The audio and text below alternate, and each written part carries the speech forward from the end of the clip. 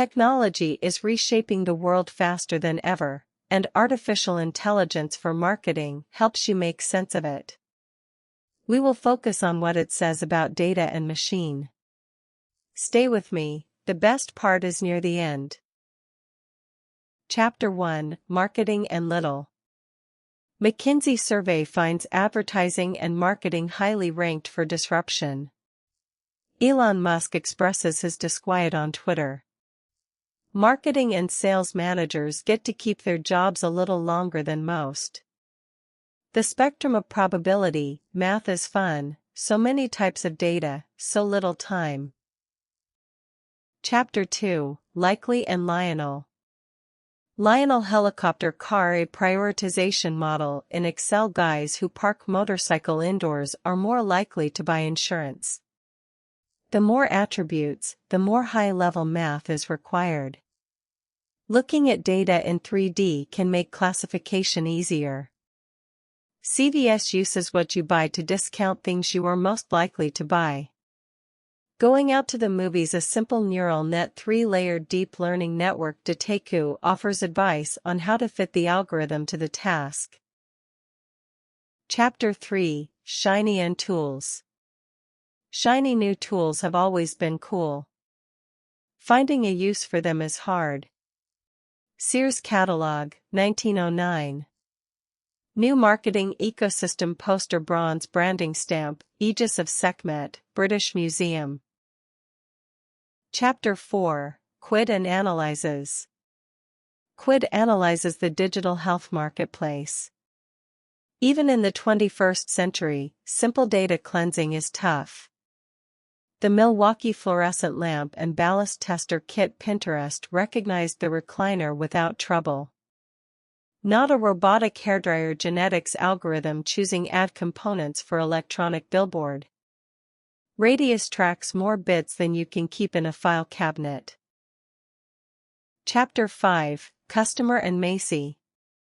The customer life cycle funnel. The dynamic customer decision journey. Macy's on-call app is still learning. Macy's on-call identity crisis mapping contextual intelligence into an app. Instant classic bots joke 1-800-Flowers. GWYN memories are adjustable. Honest CAF tracks people it can't see. Sentient Ascends mutation generator decides who gets to reproduce. The North Face offered the least expensive as the highest match to my needs. Islam's algorithm framework. Ye old attribution models. Chapter 6: Rate and Churn. When your rate of churn exceeds acquisition, your business is dying. Amy sounds very human when scheduling meetings. Taco Bell chats you through your meal planning and then tells you where and how much, with a side order of humor. Chapter 7: Crossing and Nicolas. Nicolas Cage films are no more responsible for drownings than ice cream. And yet kill the kid and the crook crossing on a red light, or the cat and the dog crossing on the green? Microsoft's Tay didn't last a day. Subtle messaging based on personality models in the Republican primary. Chapter 8: First and Systems. Find your place to get to the next level. Infosys has a few questions for you. Scott Brinker warns of the increasing rate of change. The Cognitive and Immersive Systems Laboratory knows where you're standing. Accenture's look at managers' time allotment. Complex problem solving wins the decade. The Integrated Strategy Machine. Chapter 1: Welcome to the future. The shovel is a tool, and so is a bulldozer. Neither works on its own, automating the task of digging. But both tools augment our ability to dig. Dr. Douglas Engelbart. Improving our ability to improve. One, marketing is about to get weird. We've become used to an ever-increasing rate of change. But occasionally, we have to catch our breath, take a new sighting, and reset our course. Between the time my grandfather was born in 1899 and his 7th birthday, Theodore Roosevelt took over as president from William McKinley. Dr. Henry A. Roland of Johns Hopkins University announced a theory about the cause of the Earth's magnetism. Frank Baum's The Wonderful Wizard of Oz was published in Chicago. The first Zeppelin flight was carried out over Lake Constance near Friedrichshafen, Germany. Karl Landsteiner developed a system of blood typing. The Ford Motor Company produced its first car, the Ford Model A. Thomas Edison invented the nickel alkaline storage battery. The first electric typewriter was invented by George Canfield Blickensderfer of Erie, Pennsylvania. The first radio that successfully received a radio transmission was developed by Guglielmo Marconi. The Wright brothers flew at Kitty Hawk. The Panama Canal was under construction. Benjamin Holt invented one of the first practical continuous tracks for use in tractors and tanks. The Victor Talking Machine Company released the Victrola. The Autochrome Lumie, patented in 1903, became the first commercial color photography process. My grandfather then lived to see men walk on the moon. In the next few decades, we will see self-driving cars replace personally owned transportation. Doctors routinely operate remote, robotic surgery devices. Implantable communication devices replace mobile phones. In-eye augmented reality become normalized. Maglev elevators travel sideways and transform building shapes. Every surface consume light for energy and act as a display. Mind-controlled prosthetics with tactile skin interfaces become mainstream. Quantum computing make today's systems microscopic. Deep printers allow for instant delivery of goods. Style-selective, nanotech clothing continuously clean itself. And today's youngsters will live to see a colony on Mars. It's no surprise that computational systems will manage more tasks in advertising and marketing. Yes, we have lots of technology for marketing, but the next step into artificial intelligence and machine learning will be different.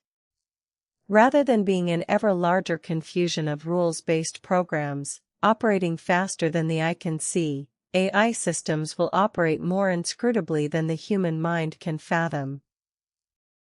Chapter 9 – Welcome to Autonomic Marketing. The autonomic nervous system controls everything you don't have to think about: your heart, your breathing, your digestion. All of these things can happen while you're asleep or unconscious. These tasks are complex, interrelated, and vital. They are so necessary they must function continuously without the need for deliberate thought. That's where marketing is headed. We are on the verge of the need for autonomic responses just to stay afloat. Personalization, recommendations, dynamic content selection, and dynamic display styles are all going to be table stakes.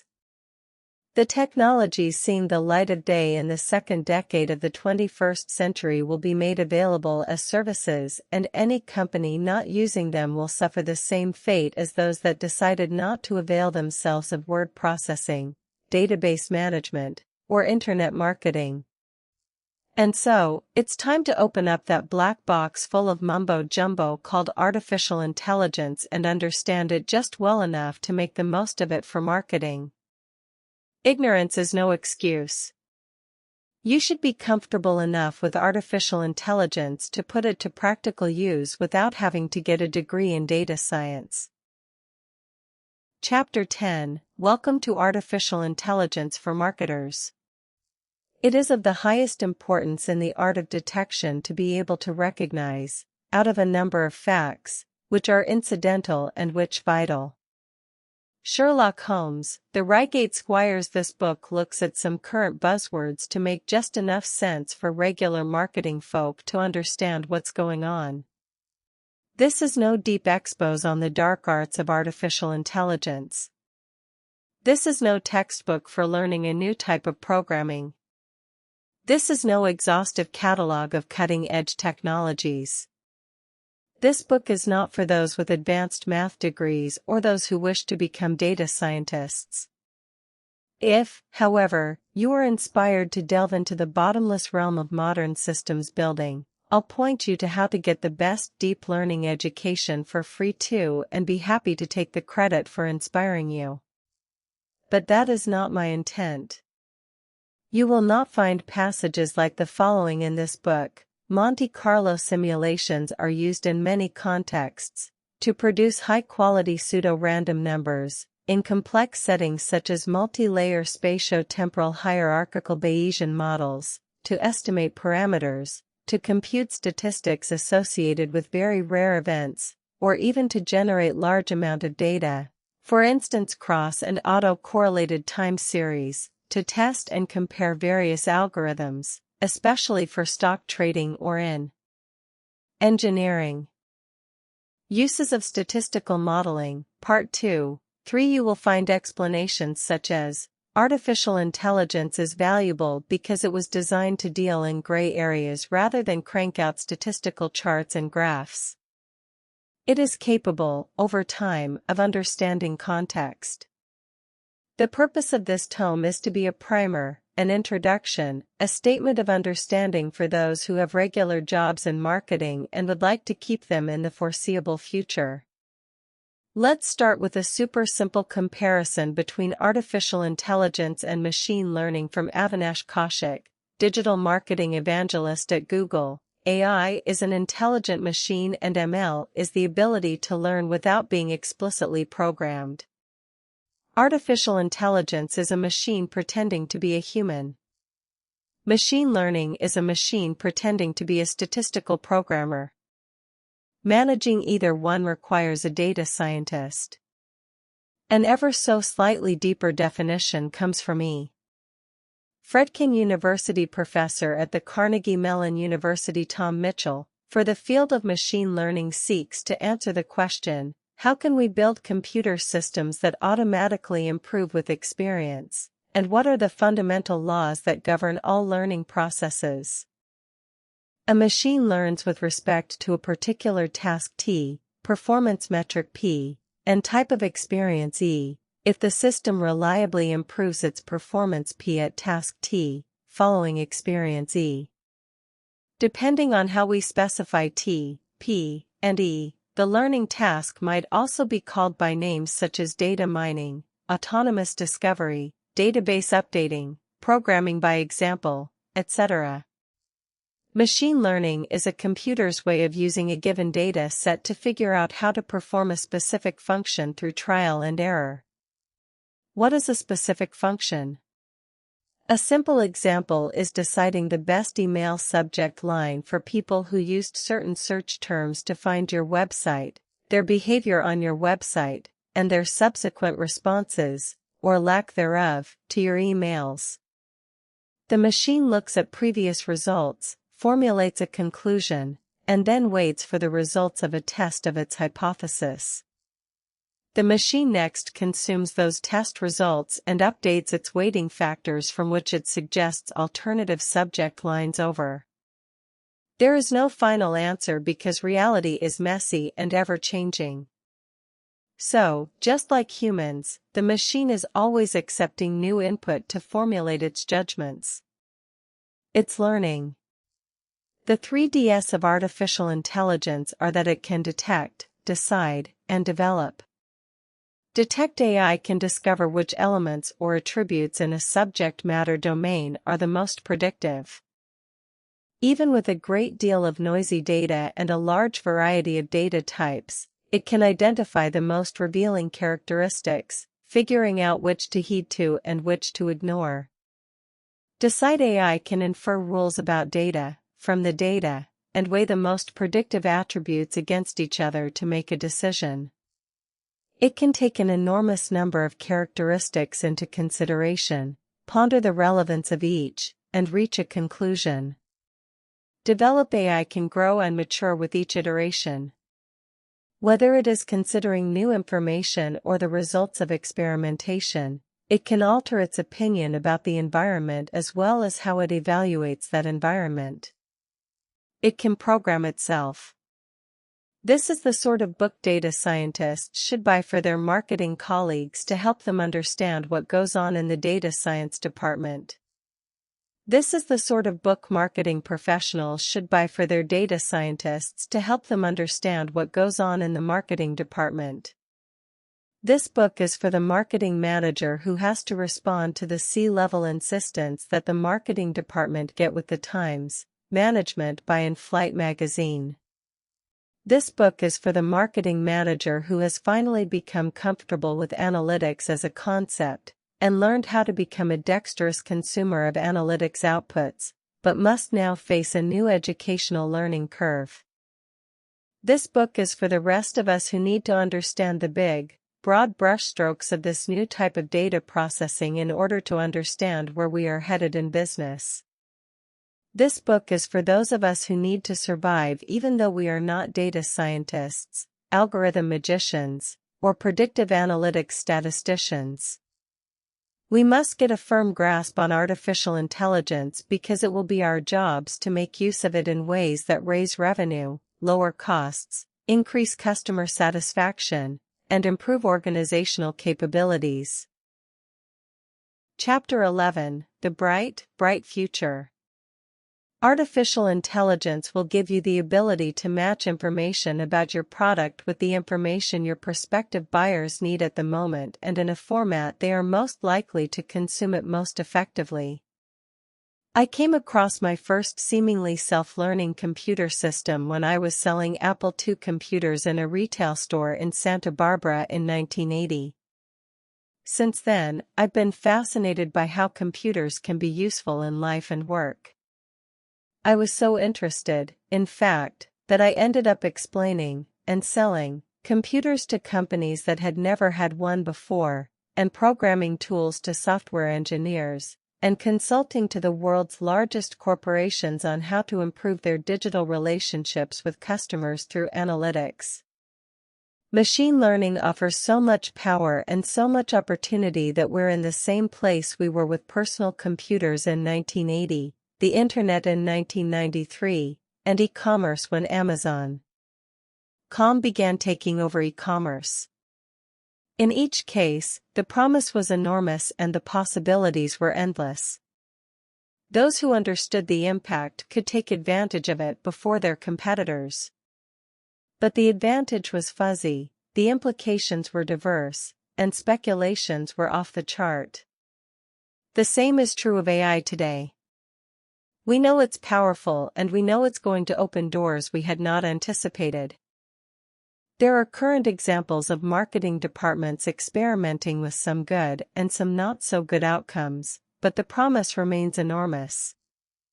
In advertising, machine learning works overtime to get the right message to the right person at the right time. The machine folds response rates back into the algorithm, not just the database. In the realm of customer experience, machine learning rapidly produces and takes action on new data-driven insights, which then act as new input for the next iteration of its models. Businesses use the results to delight customers, anticipate needs, and achieve competitive advantage. Consider the telecommunications company that uses automation to respond to customer service requests quicker, or the bank that uses data on past activity to serve up more timely and relevant offers to customers through email, or the retail company that uses beacon technology to engage its most loyal shoppers in the store. Don't forget media companies using machine learning to track customer preference data to analyze viewing history and present personalized content recommendations. In the age of analytics, competing in a data-driven world, 5 McKinsey Global Institute studied the areas in a dozen industries that were ripe for disruption by AI. Media was one of them. McKinsey survey finds advertising and marketing highly ranked for disruption. As you are an astute businessperson, you are asking whether the investment is worth the effort. After all, this is experimental stuff and Google is still trying to teach a car how to drive itself.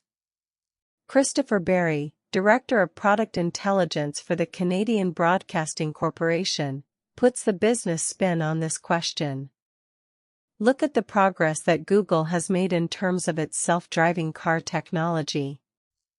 They invested years in computer vision, and then training machines to respond to road conditions. Then look at the way that Tesla has been able to completely catch up by way of watching its drivers just use the car. The emotional reaction that a data scientist is going to have is, I'm building a machine to be better than a human being. Why would I want to bring a machine up to the point of it being as bad as a human being? The commercial answer is that if you can train a generic machine learning algorithm well enough to do a job as poorly as a human being, it's still better than hiring an expensive human being, because every single time that machine runs, you don't have to pay its pension, you don't have to pay its salary, and it doesn't walk out the door and maybe go off to a competitor. And there's a possibility that it could surpass a human intelligence. If you follow that argument all the way through, narrow machine intelligence is good enough for problem subsets that are incredibly routine. We have so many companies that are dedicated to marketing automation and to smart agents and smart bots. If we were to enumerate all the jobs being done in marketing department and score them based on how much pain caused, and how esteemed they are, you'd have no shortage of startups trying to provide the next wave of mechanization in the age of information. And heaven knows, we have plenty of well-paid people spending a great deal of time doing incredibly routine work. So machine learning is great. It's powerful. It's the future of marketing. But just what the heck is it?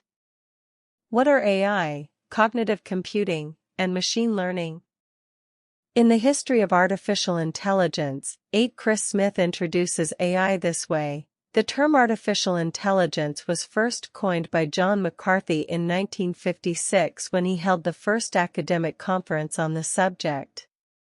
But the journey to understand if machines can truly think began much before that.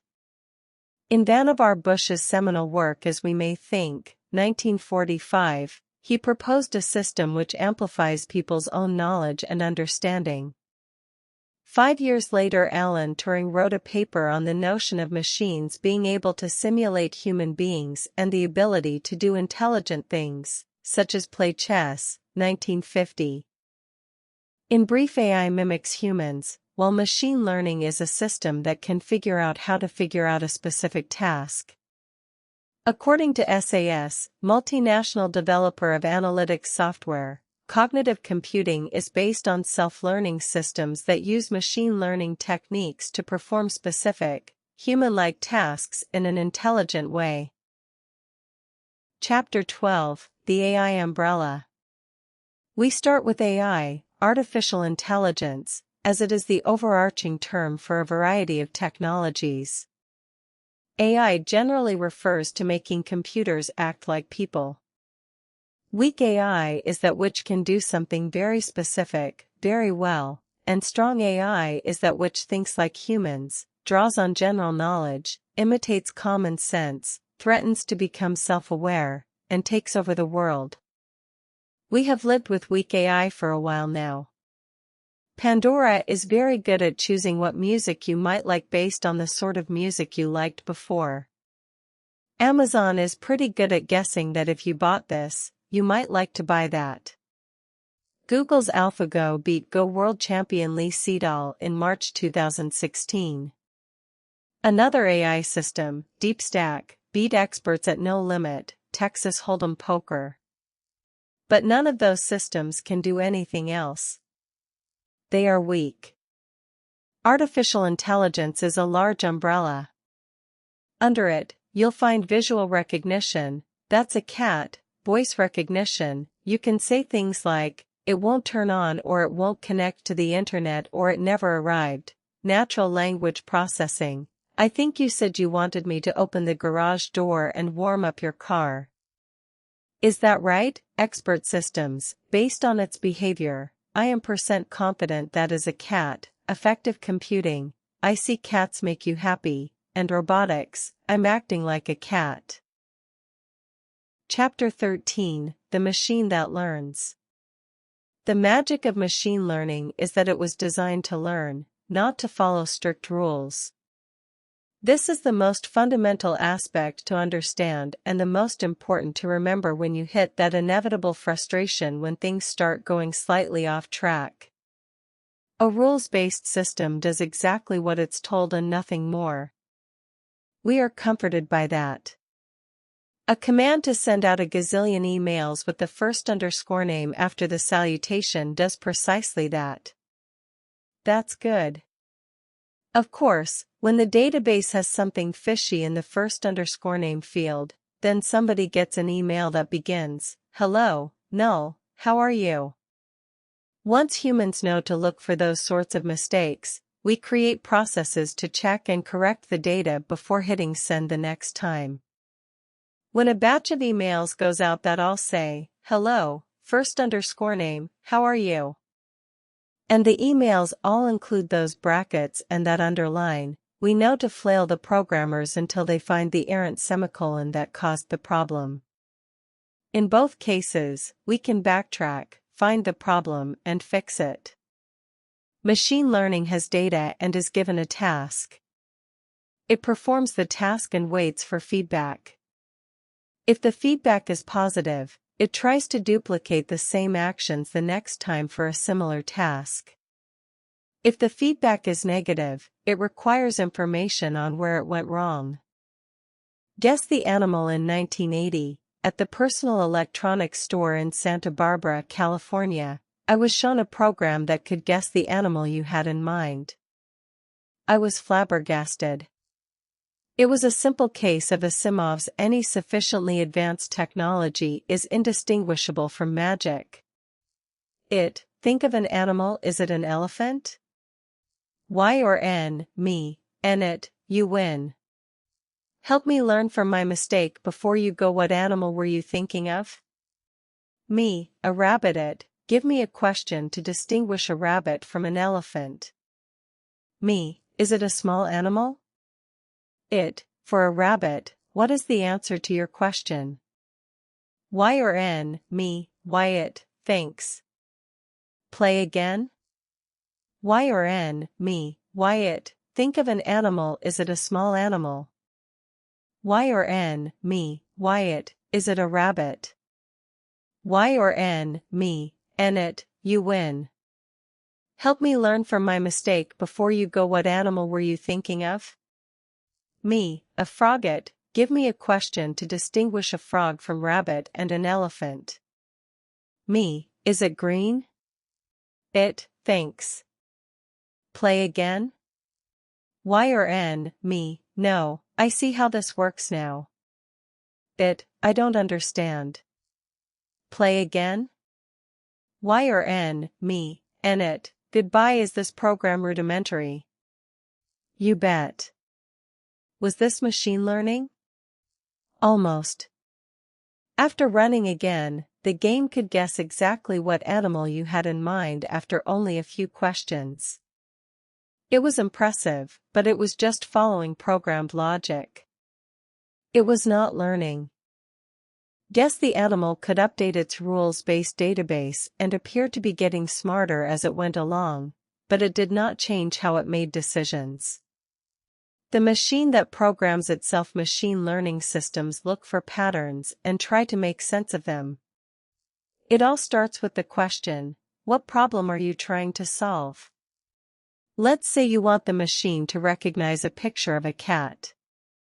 Feed it all the pictures of cats you can get your hands on and tell it, these are cats. The machine looks through all of them, looking for patterns. It sees that cats have fur, pointy ears, tails, and so on, and waits for you to ask a question. How many paws does a cat have? On average. That's a good, solid answer from a regular database. It looks at all the photos, adds up the paws, and divides by the number of pictures. But a machine learning system is designed to learn. When you tell the machine that most cats have 4 paws, it can realize that it cannot see all of the paws. So when you ask, how many ears does a cat have? No more than 2. The machine has learned something from its experience with paws and can apply that learning to counting ears. The magic of machine learning is building systems that build themselves. We teach the machine to learn how to learn. We build systems that can write their own algorithms, their own architecture. Rather than learn more information, they are able to change their minds about the data they acquire. They alter the way they perceive. They learn. The code is unreadable to humans. The machine writes its own code.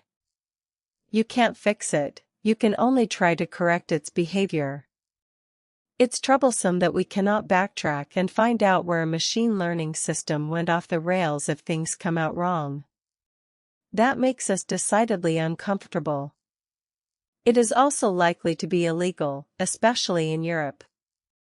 The EU General Data Protection Regulation, GDPR, is the most important change in data privacy regulation in 20 years, says the homepage of the EU GDPR portal. Article 5, Principles Relating to Personal Data Processing, starts right out with, personal data must be processed lawfully, fairly, and in a manner transparent to the data subject collected for specified, explicit purposes and only those purposes limited to the minimum amount of personal data necessary for a given situation accurate and where necessary. Up-to-date kept in a form that permits identification of the data subject for only as long as is necessary, with the only exceptions being statistical or scientific research purposes pursuant to Article 83A*. Parliament adds that the data must be processed in a manner allowing the data subject to exercise her rights and protects the integrity of the data. Council adds that the data must be processed in a manner that ensures the security of the data processed under the responsibility and liability of the data controller. Imagine sitting in a bolted-to-the-floor chair in a small room at a heavily scarred table, with a single, bright spotlight overhead and a detective leaning in asking, "So how did your system screw this up so badly and how are you going to fix it? Show me the decision-making process." This is a murky area at the moment, and one that is being reviewed and pursued. Machine learning systems will have to come with tools that allow a decision to be explored and explained. Most of this sounds a little over the horizon and science fiction-ish, and it is. But it's only just over the horizon. Quick check the publication date at the front of this book. The capabilities have been in the lab for a while now. Examples are in the field. AI and machine learning are being used in advertising, marketing, and customer service, and they don't seem to be slowing down. But there are some projections that this is all coming at an alarming rate. According to researcher Gartner, AI bots will power 85% of all customer service interactions by the year 2020. Given Facebook and other messaging platforms have already seen significant adoption of customer service bots on their chat apps, this shouldn't necessarily come as a huge surprise. Since this use of AI can help reduce wait times for many types of interactions, this trend sounds like a win for businesses and customers alike. The White House says it's time to get ready. In a report called Preparing for the Future of Artificial Intelligence, October 2016, 13, the Executive Office of the President National Science and Technology Council Committee on Technology said, the current wave of progress and enthusiasm for AI began around 2010, driven by three factors that built upon each other: the availability of big data from sources including e-commerce, businesses, social media, science, and government, which provided raw material for dramatically improved machine learning approaches and algorithms, which in turn relied on the capabilities of more powerful computers. During this period, the pace of improvement surprised AI experts.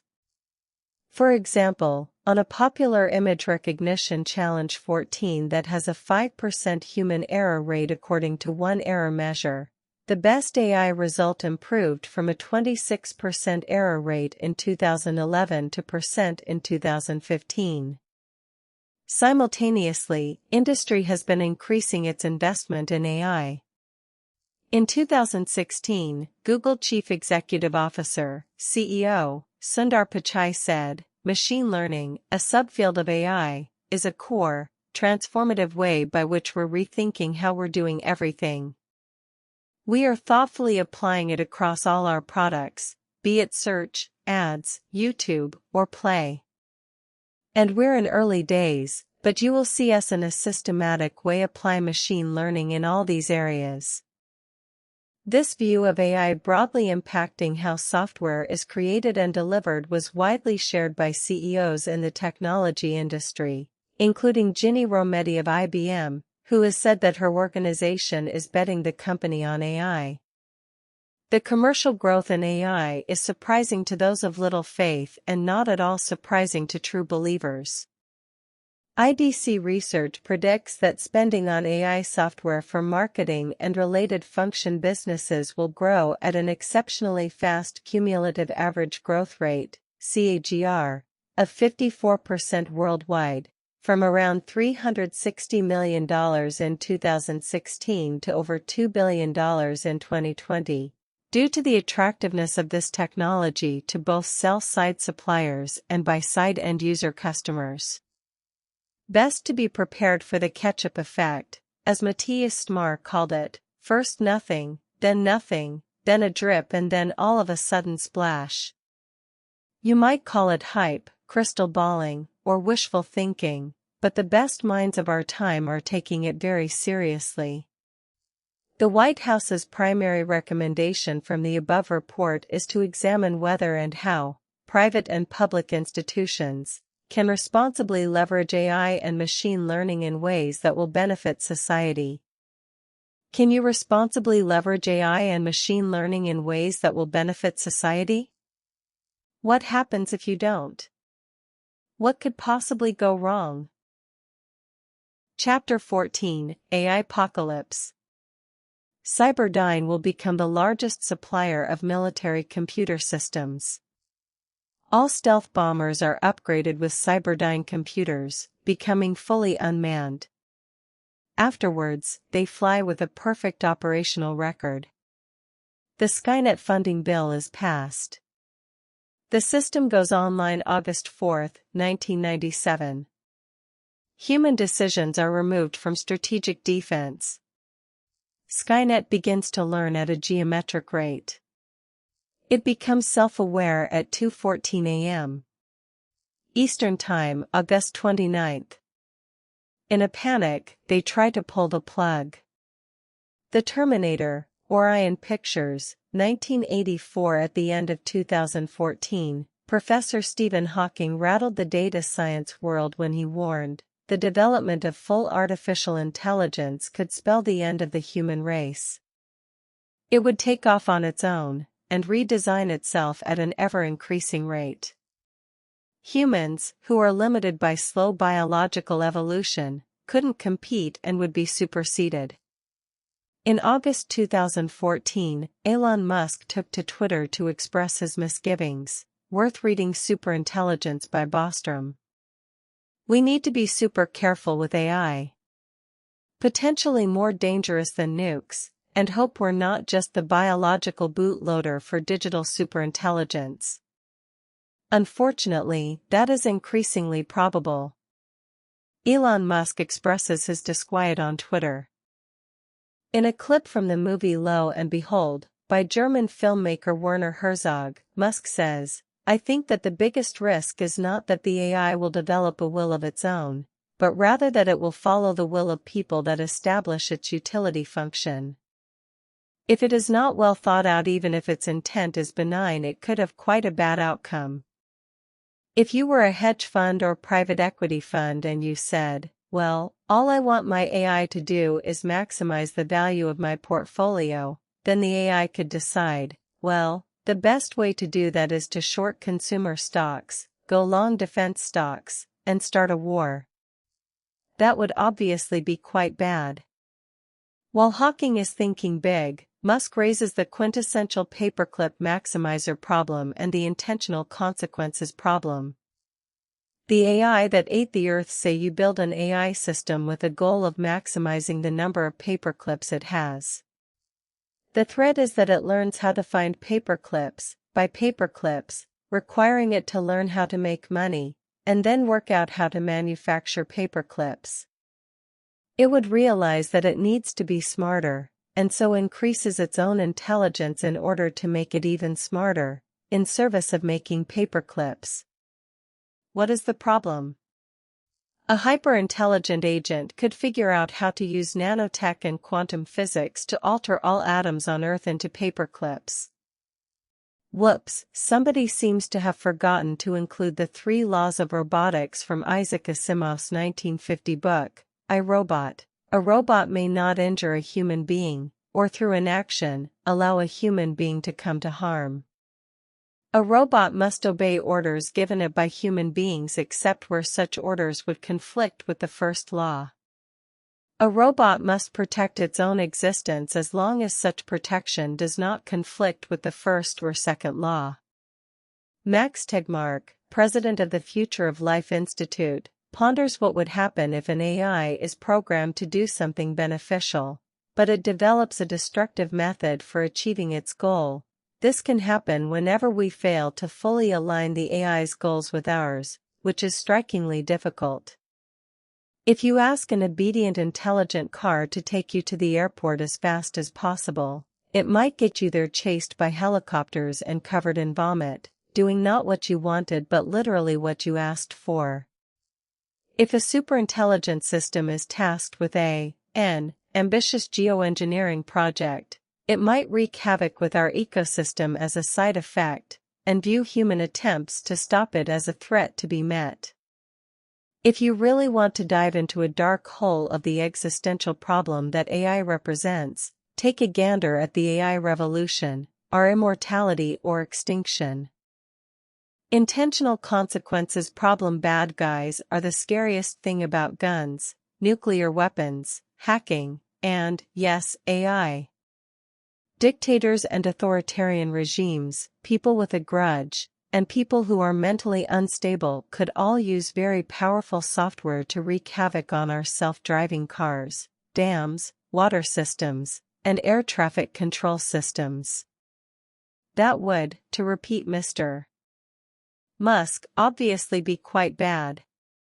That's why the Future of Life Institute offered autonomous weapons, an open letter from AI and robotics researchers, which concludes, starting a military AI arms race is a bad idea, and should be prevented by a ban on offensive autonomous weapons beyond meaningful human control. In his 2015 presentation on the long-term future of artificial intelligence, University of California, Berkeley professor Stuart Russell asked, "What's so bad about the better AI? AI that is incredibly good at achieving something other than what we really want." Russell then offered some approaches to managing the "it's smarter than we are" conundrum. He described AIs that are not in control of anything in the world, but only answer a human's questions, making us wonder whether it could learn to manipulate the human.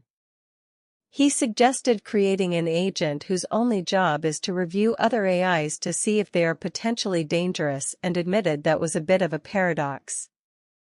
He's very optimistic, however, given the economic incentive for humans to create AI systems that do not run amok and turn people into paperclips. The result will inevitably be the development of community standards and a global regulatory framework. Setting aside science fiction fears of the unknown and a madman with a suitcase nuke, there are some issues that are real and deserve our attention. Unintended consequences. The biggest legitimate concern facing marketing executives when it comes to machine learning and AI is when the machine does what you tell it to do rather than what you wanted it to do. This is much like the paperclip problem, but much more subtle.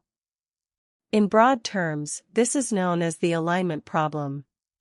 The alignment problem wonders how to explain to an AI system goals that are not absolute, but take all of human values into consideration, especially considering that values vary widely from human, even in the same community. And even then, humans, according to Professor Russell, are irrational, inconsistent, and weak-willed. The good news is that addressing this issue is actively happening at the industrial level. OpenAI is a non-profit artificial intelligence research company.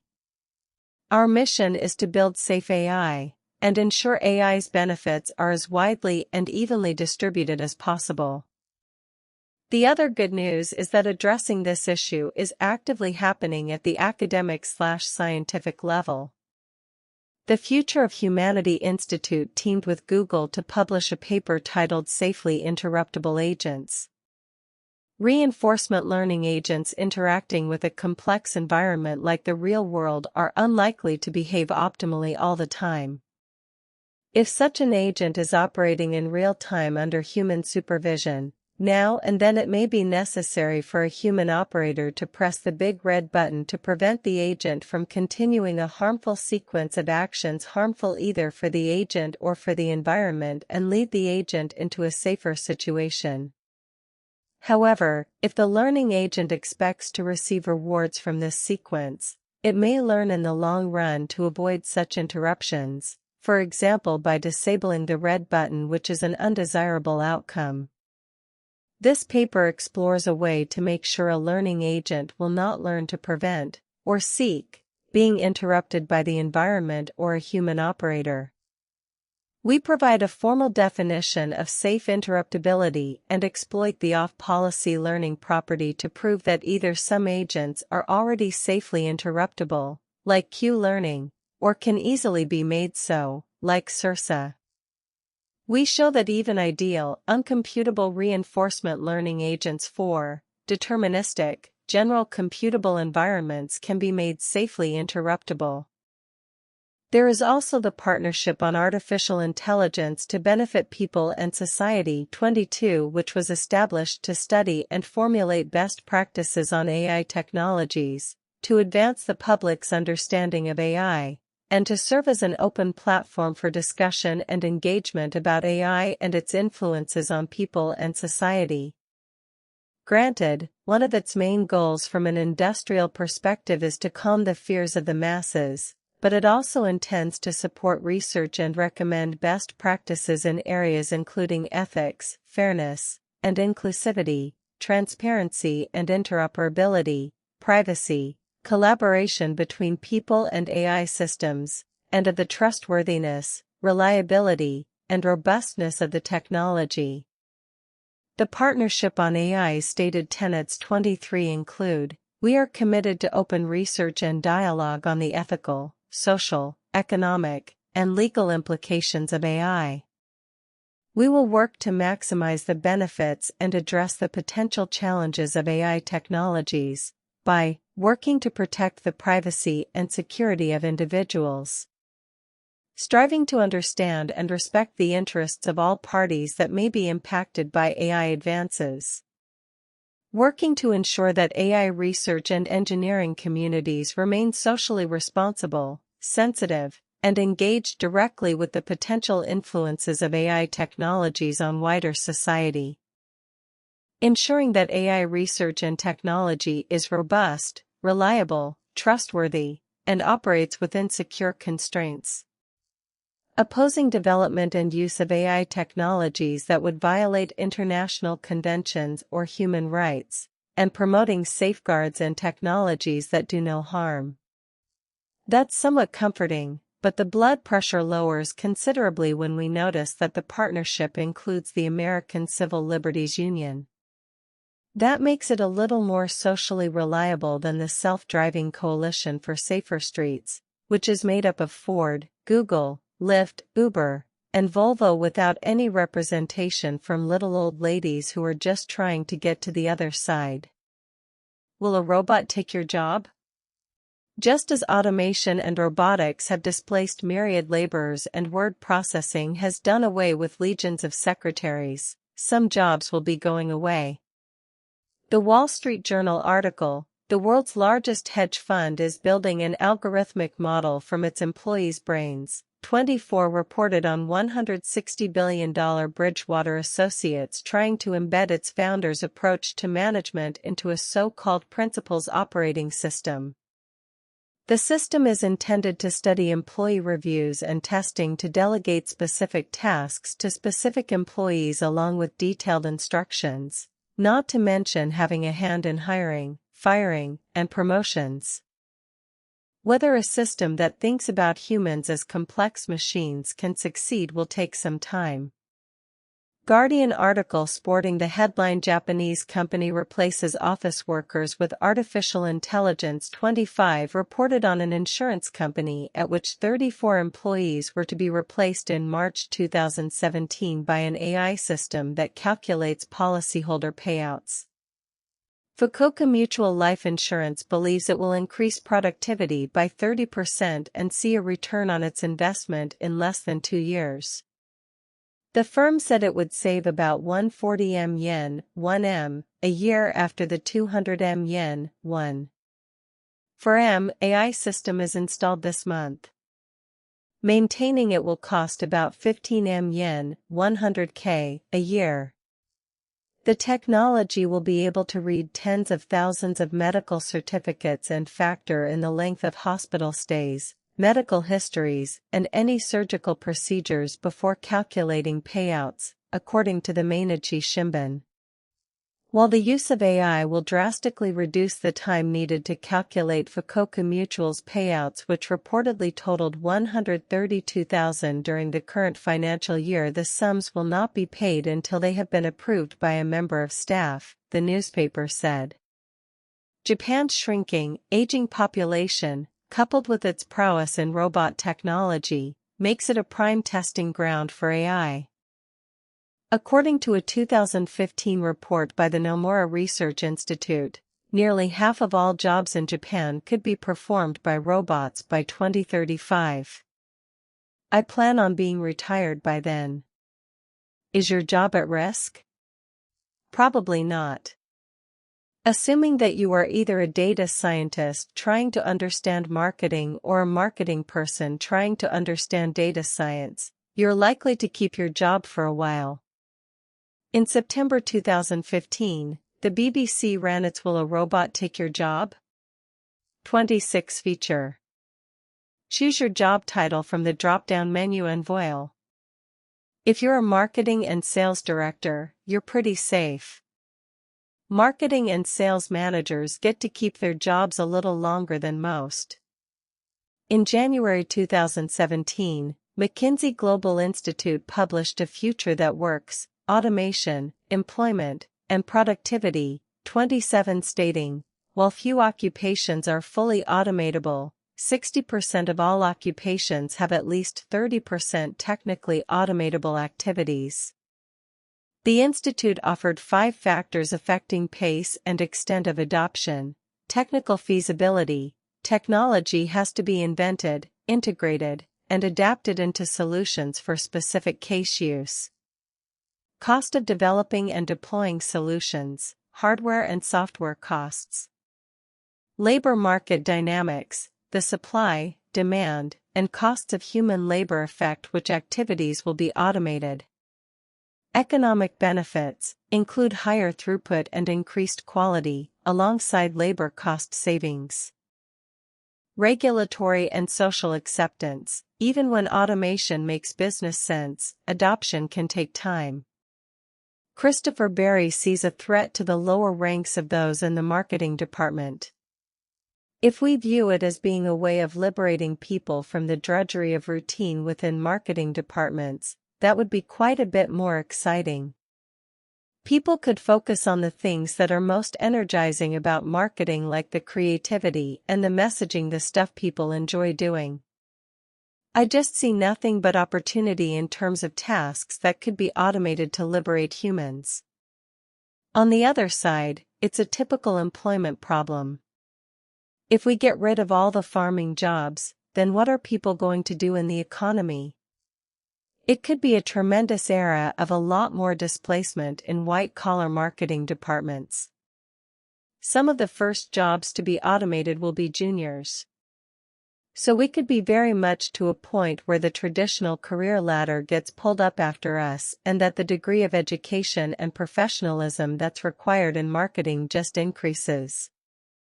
So, yes, if you've been in marketing for a while, you'll keep your job, but it will look very different, very soon.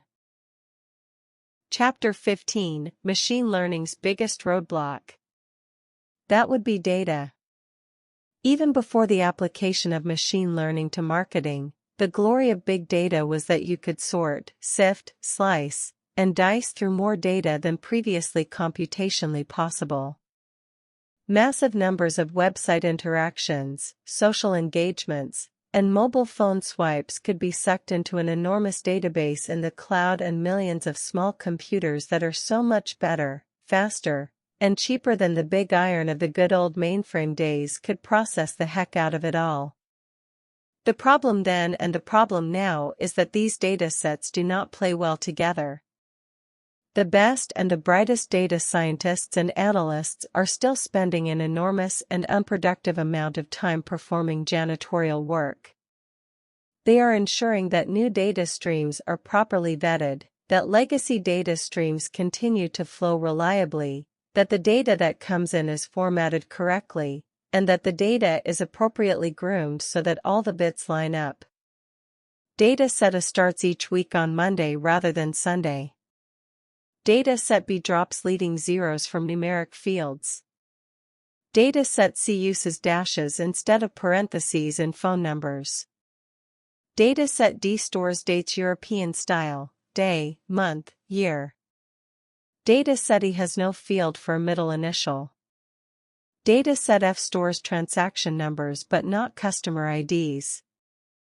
Data set G does not include in-page actions, only clicks. Data set H stores a smartphone's IMEI or MEID number rather than its phone number. Data set I is missing a significant number of values. Data set J uses a different scale of measurements. Data set K, and so on. It's easy to see how much work goes into data cleansing and normalization. This seems to be a natural challenge for a machine learning application. Sure enough, there are academics and data scientists working on this, but they're a long way off. How can you tell? In their paper titled Probabilistic Noise Identification and Data Cleaning, 29 Jeremy Kubica and Andrew Moore describe their work on not throwing out entire records when only some of the fields are contaminated. In this paper we present an approach for identifying corrupted fields and using the remaining non-corrupted fields for subsequent modeling and analysis. Our approach learns a probabilistic model from the data that contains three components: a generative model of the clean data points, a generative model of the noise values, and a probabilistic model of the corruption process. It's a start. Chapter 16: Machine Learning's Greatest Asset. That would be data. Machine learning has a truly tough time with too little information. If you give it only one example, it can tell you exactly what to expect the next time with 100% confidence. It will be wrong. Machine learning doesn't work like statistics. Statistics can tell you the likelihood of a coin toss or the probability of a plane crash. Chapter 17: Probability of a plane crash. 3 statisticians are in a plane when the pilot announces that they've lost one of their engines. But it's okay, folks, these planes were built to fly under the worst conditions. It does mean, however, that we're going to fly a bit slower and we'll be about a half an hour late. Please don't worry. Sit back, relax, and enjoy the rest of your flight. The first statistician says, "There's still a 25% chance that I'll make my connection." 15 minutes later, the pilot is on the PA again. "Ladies and gentlemen, we seem to have lost a second engine." "No problem, the others are still going strong." This does mean, however, that we'll be about an hour late to the gate. I'm so sorry for the inconvenience. The second statistician says, there's an 83% chance I'm going to miss my dinner. After a half an hour, the pilot makes another announcement, ladies and gents, we've lost yet another engine. Yes, I know this is bad, but there's really no need to worry. We'll make it just fine, but we're going to be 2 hours late to the airport. The third statistician says, that last engine better not fail or we'll never land. Human experience and ingenuity have worked wonders for marketing for hundreds of years, gut feel and common sense. When we added statistics to the mix, we expanded our experience by considering historical precedent. But we still rely on gut feel as we feel around blindly in the data, hoping to stumble on something recognizable.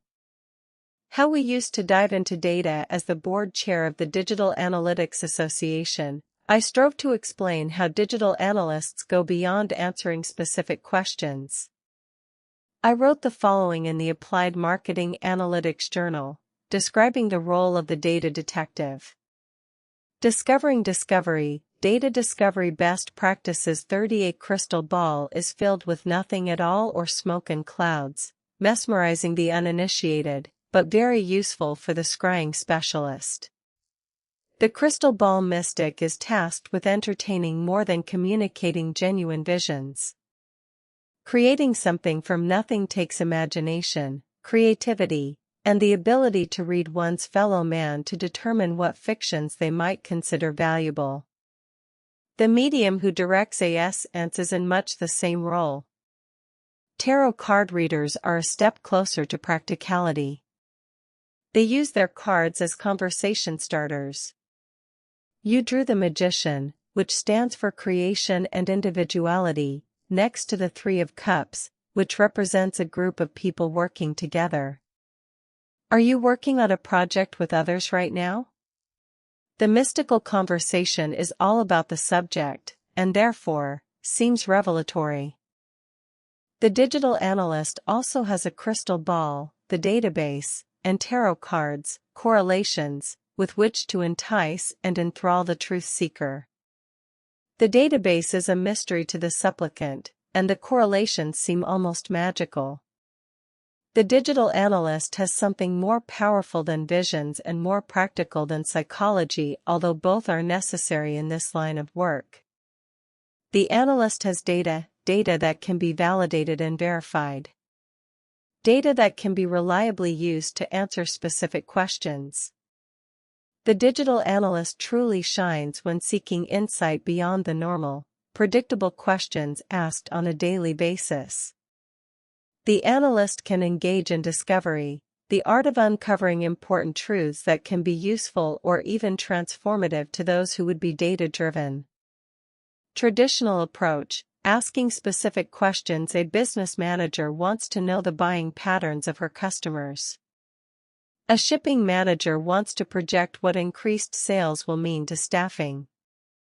A production manager wants to anticipate and accordingly adjust the supply chain. An advertising professional wants to see the comparative results of a half a dozen promotional campaigns. Each of these scenarios call for specific data to be assembled and tabulated to provide a specific answer. Proper data collecting, cleansing, and blending are required, and can be codified if the same questions are to be asked repeatedly. And thus, reporting is born. Reports are valuable and necessary until they are not. Then they are the source of repetitive stress, adding no value to the organization. The antidote is discovery. Exploring data and investigation is an effort to get data to reveal what it knows. Where were you on the night of the 27th? But data discovery is the art of interviewing data to learn things you didn't necessarily know you wanted to know. The talented data explorer is much like the crystal ball gazer and the tarot reader in several ways. They have a method for figuring out what the paying customer wants to know. Have broad enough knowledge about the subject to recognize potentially interesting details. Are sufficiently open-minded to be receptive to details that might be relevant. Keep in close communication with the petitioner to guide the conversation. Understand the underlying principles well enough to push the boundaries. Are curious by nature and enjoys the intellectual hunt. Data discovery is part mind reading, part pattern recognition, and part puzzle solving. Reading the mind of the inquisitor is obligatory to ensure the results are of interest to those with control of the budget. Pattern recognition is a special skill that can be honed to help direct lines of inquiry and trains of thought. An aptitude for detective work is the most important talent of the digital analyst, that ability to ponder the meaning of newly uncovered evidence. Data discovery is the art of mixing an infinitely large bowl of alphabet soup and being able to recognize the occasional message that floats to the surface in an assortment of languages. Although, with big data, adding more data variety to the mix, the digital analyst must also be able to read tea leaves, translate the I Ching, generate an astrological chart, interpret dreams, observe auras, speak in tongues, and sing with sirens in order to turn lead into gold. Data discovery is all about the application of those human skills that computers have a tough time with: reasoning, creativity, learning, intuition, application of incongruous knowledge, etc. Computers are fast but dumb, while humans are slow but smart. That doesn't mean technology cannot be helpful. Data discovery tools: the business intelligence tool industry is pivoting as fast as it can to offer up data discovery tools. They describe their offerings in florid terms. Imagine an analytics tool so intuitive, anyone in your company could easily create personalized reports and dynamic dashboards to explore vast amounts of data and find meaningful insights. Click. Com1. Tableau enables people throughout an organization, not just superstar analysts, to investigate data to find nuances, trends, and outliers in a flash. Yes, the superstars benefit, too. No longer constrained to a million rows of spreadsheet data or a monthly report that only answers a few questions, people can now interact and visualize data, asking and answering questions at the speed of thought. Using an intuitive, drag-and-drop approach to data exploration means spending time thinking about what your data is telling you, not creating a mountain of pivot tables or filling out report requests. We help people make faster, better business decisions, empowering them with self-service tools to explore data and share insights in minutes. Simple drag-and-drop tools are paired with intuitive visualizations. Connect to any data source and share your insights in minutes. Standalone data discovery tools will only get you so far. Step into enterprise-ready analytics and guarantee secure, governed data discovery. MicroStrategy 3. Regardless of the speed and agility of one technology or another, it all depends on the person driving the system to ask really good questions. However, if the system does not have really good data, even the best questions will result in faulty insights. Therefore, data hygiene takes precedent over superior query capability. Data hygiene: garbage in, garbage out. So much goes into big data, it's very hard to know which bits are worthy of being included and which need to be rectified. For that, you need a subject matter expert and a data matter expert. A data matter expert is knowledgeable about a specific stream, how it was collected, how it was cleansed, sampled, aggregated, and segmented, and what transformation is required before blending it with other streams. Data hygiene and data governance are paramount to ensure the digital analytics cooks are using the very best ingredients to avoid ruining a time-proven recipe. Further, when the output of one analysis provides the input for the next, creating a dashboard, for example, transformation, aggregation, and segmentation help obfuscate the true flavor of the raw material until it is past the ability of a forensic data scientist to track down the cause of any problems, supposing somebody is aware that there is a problem. Yet, aggregations are as important to the inside supply chain as top-grade ingredients are to the five-star chef. Data aggregations and summaries remain critical for supporting visual reporting and analytics so that users can see specific time periods and frame other areas of interest without getting overwhelmed by the data deluge. Along with providing access to Hadoop files, many modern visual reporting and data discovery tools enable users to create aggregations as the need arises rather than having to suffer the delays of requisitioning them ahead of time from IT developers. In a number of leading tools, this is accomplished through an integrated in-memory data store where the aggregations are done on the fly from detailed data stored in memory. TDWI research finds that enterprise data warehouses, BI reporting and OLAP cubes, spreadsheets, and analytic databases are the most important data sources for visual analysis and data discovery, according to survey respondents. TDWI-4, the care and feeding of the raw material used in the data discovery process is even more important in light of the lack of five-star chefs. As analytics becomes more accepted, demanded, and democratized, more amateur analysts will be deriving conclusions from raw material they trust implicitly rather than understand thoroughly. Preparing for data-illiterate explorers requires even more rigor than usual to guard against their impulse to jump to the wrong conclusions. Asking really good questions in the hands of a well-informed analyst, lots of data and heavy-lifting analytics tools are very powerful. Getting the most out of this combination takes a little bit of creativity. Creativity means broadening your mental scope. Rather than seeking a specific answer, open yourself up to possibilities. It's like focusing on your peripheral vision. Appreciate anomalies whether you use visualization tools and look for things that go bump in the night, or you are adept at scanning a sea of numbers and wondering why it looks out of balance. The skill to hone is the art of seeing the out of the ordinary. Outliers, spikes, troughs, any anomaly are our friends. They draw our attention to that which is not like the others and spark the intellectual exercise of wondering why. What is it about this element that makes it point in a different direction? Could it be some error in the collection or transformation of the underlying data?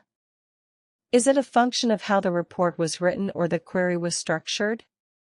Or does it represent some new behavior/market movement/customer trend? It is in the hunt for the truth about these standouts that we trip over the serendipitous component that spawns a new question and another dive down the rabbit hole. The secret is knowing when to stop.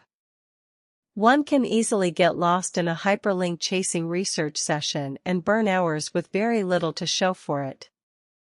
Following the scent of significance is an art and one that takes practice and discipline. Many scientists spend a career pursuing a specific outcome only to find it disproved. Others stop just short of a discovery because they lose heart. The magic happens between those 2 points. Give in to the temptation to slice the data one more time or to cross-reference results against just one more query, but be vigilant that you are not wasting valuable cycles on diminishing returns. If you don't see what you expect to see, work your hardest to understand why. It may be that you do not have enough facts. It might be that you have already, unknowingly, come to a conclusion or formed a pet theory without all the facts. It might be, and this is the most likely, that there is something afoot which you have not yet considered. Dig deeper. Ask, I wonder. And be cognizant of that which is conspicuous in its absence. Gregory, Scotland Yard detective. Is there any other point to which you would wish to draw my attention? Holmes, to the curious incident of the dog in the night time. Gregory, the dog did nothing in the night time. Holmes, that was the curious incident. Sir Arthur Conan Doyle, Silver Blaze as a corollary, be wary of the homologous as well, exhibiting a degree of correspondence or similarity. Corresponding in structure and evolutionary origin, but not necessarily in function. For example, human arm, dog foreleg, bird wing, and whale flipper are homologous. A word a day 5. Things that are unusually similar are equally cause for alarm as standouts. If everybody in your cohort looks the same, there's something funny going on and it's worth an investigation. It may be that their similarity is a statistical anomaly. Savor segmentation people, thank heaven, are different. We make a huge mistake when we lump them all together. But we cannot treat them as individuals yet. Peppers and Rogers' one-to-one future is not yet upon us. In between lies segmentation. It almost doesn't matter how you segment your customers, geographically, chronologically, by hair color. Eventually, you will find traits that are useful in finding a cluster of behavior that can be leveraged to your advantage. People who come to our website in the morning are more likely to X. People who complain about us on social media respond better to message Y. People who use our mobile app more than twice a week are more likely to Z. When it comes to segmenting customers by behavior, Bernard Berelson pretty much nailed it in his Human Behavior, an inventory of scientific findings 6, where he said, some do and some don't. The differences aren't that great. It's more complicated than that. When you're trying to get the right message in front of the right people at the right time and on the right device, segmentation may likely be the key to the mystery. Don't fool yourself while working with data is reassuring. We are, after all, dealing with facts and not opinions. We are still human and still faced with serious mental handicaps. Being open-minded and objective are wonderful goals, but they are not absolute. Cognitive biases are inherited, taught, and picked up by osmosis in a given culture. In short, your mind can play tricks on you. While this is too large a subject to cover in depth here, there are some examples that make it clear just how tenuous your relationship with the facts might be. Familiarity bias. I've worked in television advertising all my life, and I can tell you without any doubt that it's the most powerful branding medium there is. Hindsight or outcome bias. If they'd only have asked me, I would have told them that the blue button would not convert as well as the red one. It was obvious all along. Attribution bias. Of course I should have turned left at that light. But I was distracted by the sun in my eyes and the phone ringing. That other guy missed the turn because he's a dimwit. Representativeness bias. Everybody who clicks on that link must be like everybody else who clicked on that link in the past. Anchoring bias. That's far too much to pay for this item. The one next to it is half the price. Availability bias. The first example that comes to mind. That'll never work. Let me tell you what happened to my brother-in-law. Bandwagon bias. We should run a Snapchat campaign because everybody else is doing it. Confirmation bias. I am a conservative, so I only watch Fox News. I'm a liberal, so I only watch the Rachel Maddow show. I've been in advertising all my life, so I count on Nielsen, Hitwise, and ComScore. I started out grepping log files, so I only trust my core metrics. Omniture Web Trends numbers. Projection bias. Would never click on a product demo without a long list of testimonials, so we can assume that's true of everybody else. Expectancy bias. Your report must be wrong because it does not show the results I anticipated. Normalcy bias. Backups. We've never had a data loss problem yet. I don't see it happening this quarter, so we won't have to budget for it. Semmelweis reflex. I don't care what your numbers say, We've always had better conversions from search than social media, so we're not going to change our investment. If any of the above sound familiar, congratulations, you've been paying attention. The hard part is convincing others that there may be a cognitive problem. Correlation versus causation. While frequently mentioned, it cannot be stressed enough that just because drownings go up when ice cream sales go up, one did not cause the other. Most recently, a Swedish study, Allergy in Children in Hand versus Machine Dishwashing 7, concluded, in families who use hand dishwashing, allergic diseases in children are less common than in children from families who use machine dishwashing, and speculated that a less efficient dishwashing method may induce tolerance via increased microbial exposure. While the study asked a great deal of questions about the types of food they eat, food preparation, parental smoking, etc., there are simply too many other variables at play for this cause to be solely responsible for that effect. How many other similarities are there among families that have dishwashers versus those that do not? Correlations are a wonderful clue, but they must be treated as clues and not results.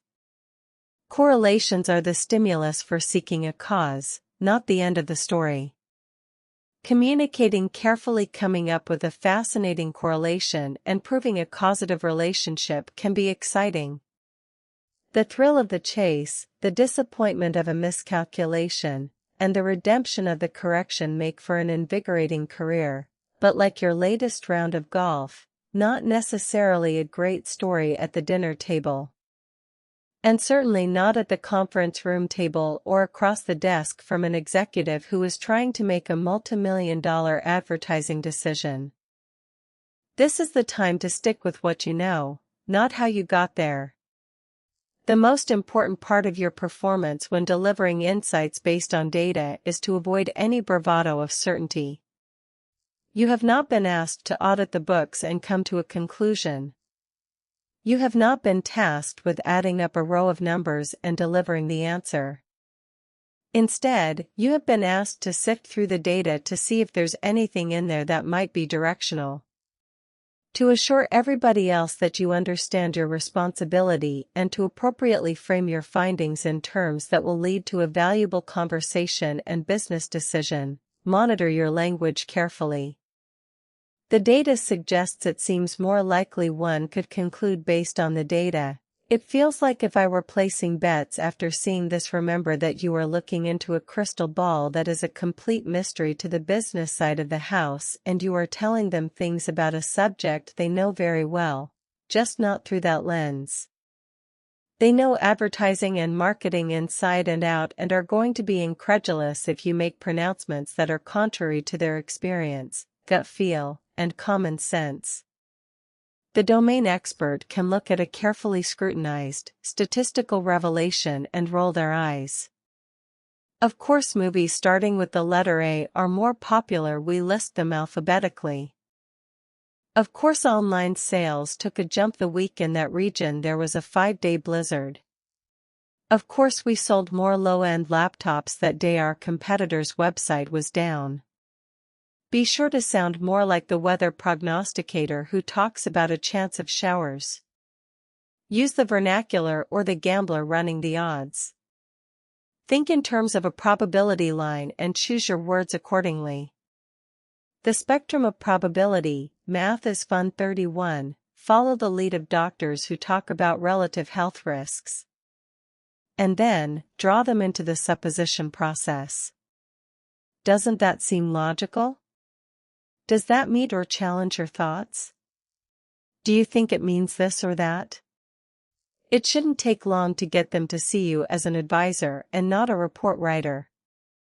Become a change agent. The very best way to win the hearts and minds of those who can benefit the most by your flair for data discovery is to educate them. The more people in your organization who understand the ways and means of data exploration as well as the associate risks and rewards, the more they will come to you for answers, include you in planning sessions and support your calls for more data, people, and tools. Start by inviting them to lunch. Ask them to bring their best questions about the data. Encourage those who would rather not be seen as ill-informed to submit their questions in advance. Prepare a handful of questions that you wish they would ask. Answer their questions. Show them examples of quick wins enjoyed by other projects in other departments. Share case studies from vendors about successes at other companies. Engage your audience in the excitement of the chase with a simple data set and a common challenge. If you can teach them how to ask great questions by example and by exercise, then you can change how they approach data to see it as a tool instead of an accusation. And be sure to feed them. This is a case where a free lunch will pay off handsomely. Your job as translator, you know your data inside and out, but the consumers of your insights, who must depend on your recommendations, do not. To them, your data is as readable as a crystal ball or a sequence of tarot cards. That means they are putting their trust in you. Therefore, your responsibility is to inform without confusing, to encourage without mystifying, and to reassure without resorting to sleight of hand. Entice and enthrall your truth seekers with the data and the correlations, but make sure your confidence levels are high and be prepared to show your work. Conclusion: successful data discovery requires good tools, technology, and trustworthy raw material, clean data, but depends on the creativity of the data detective. The best analyst has the ability to manipulate data in a variety of ways to tease out relevant insights. With the goals of the organization firmly in mind, top analysts engage the data in a conversation of what-ifs, resulting in tangible insights that can be used to make decisions by those in charge. The analyst, as consulting detective, becomes indispensable. Chapter 18: Get Access. Thousands of proven family favorite recipes, extensive recipe filtering by key ingredients, product UPC, and more professional food photography, reader-generated recipe reviews and comments, recipe search results through superior tagging, well-known food brands people know and trust. Chapter 19: So many possibilities. Enhance websites with related recipes and delicious-looking photographs. Create food-related apps for websites and the latest and greatest devices and toys, and helpful shopping and cooking tools. Augment social media sites like Facebook, Twitter, and Google+. Raise visibility for your brand. Drive more traffic to your site and gain new readers from a wider audience. The sky's the limit. Imagine cross-referencing the people who comment on recipes with their social media accounts to target people by flavor preferences. But that's just the tip of the iceberg.